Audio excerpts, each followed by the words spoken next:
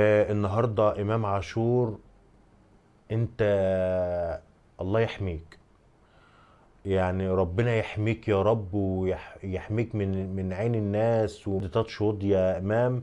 انت من اللعيبه اللي بصراحه النادي الاهلي اهم صفقتين في خلال 25 سنه كانت بالنسبه لنا ابو تريكه وامام عاشور.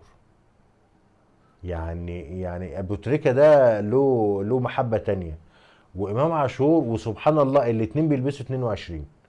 فالرقم ده يعني رقم 22، حتى رقم الحظ لي انا. يعني رقم 22 من الارقام اللي انا بحبها جدا. وسبحان الله احسن اتنين لعيبه في اخر 25 سنه جم الاهلي هو محمد ابو تريكه وامام عاشور. فربنا يحميك وتكمل على كده على طول، ونشوفك ان شاء الله في كاس العالم مكسر الدنيا، وترجع تاني المنتخب وتتألق اكتر واكتر.